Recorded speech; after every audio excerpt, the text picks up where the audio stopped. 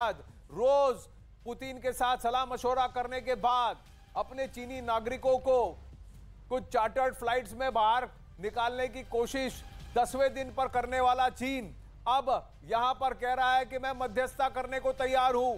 यह चीनी मीडिया के हवाले से खबर है, लेकिन क्या चीन की मध्यस्थता को स्वीकार करेगा यूक्रेन? क्योंकि वो जानता है कि रूस और चीन काफी करीब है। चीन ने एक्चुअली रूस के खिलाफ किसी भी सैंक्शन के खिलाफ अब्सटेन किया है और कई बार तो यह भी कहा है कि रूस के खिलाफ कोई एक्शन होना भी नहीं चाहिए। चीन इतना बड़ा देश, इतना बड़ा सुपर पावर होकर भी यूएन सिक्योरिटी काउंसिल में उसकी वीटो पावर होने के बावजूद चीन ने इस बार रूस के इस आक्रामक रवैये पर कुछ नहीं कहा, लेकिन अब कह रहा है कि मैं शांति के लिए पहल करूंगा।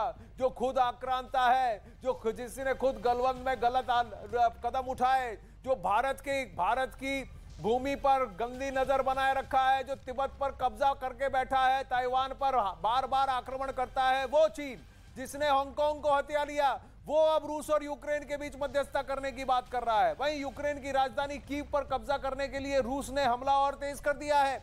रूस की तरफ से कीव के कई इलाकों में जबरदस्त बमबारी की गई है।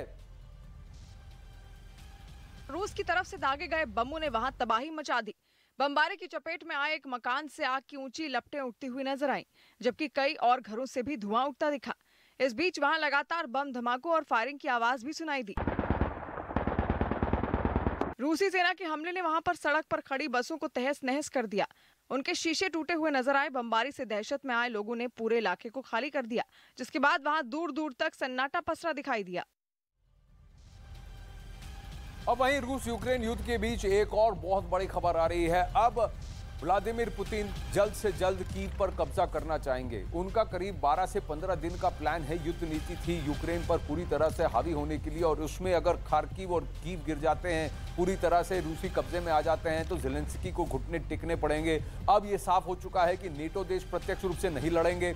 जंग के बीच रूस की फौज की राजधानी कीव के और नजदीक पहुंचने की खबर आ रही है। बताया जा रहा है कि करीब 1.5 लाख रूसी सैनिकों ने कीव को घेर रखा है, जो जल्द ही कीव पर कब्जे के लिए आखिरी वार कर सकते हैं। ये धीरे धीरे मोबिलाइजेशन इसीलिए हो रहा है, एक सुनिश्चित तरीके से हो रहा है कि बेलारूस से जो टुकड़ी आई थी वो कीव को एक तरफ से घेर ले, सुमी से दूसरी टुकड़ी आएगी वो कीव को दूसरी तरफ से घेर ले, और दक्षिण से जो टुकड़ी बढ़ रही है वो भी कीव की तरफ बढ़ते बढ़ते तीसरी तरफ से घेर ले और चारों तरफ से रूसी सैनिक अब कीव पर हमला कर दें।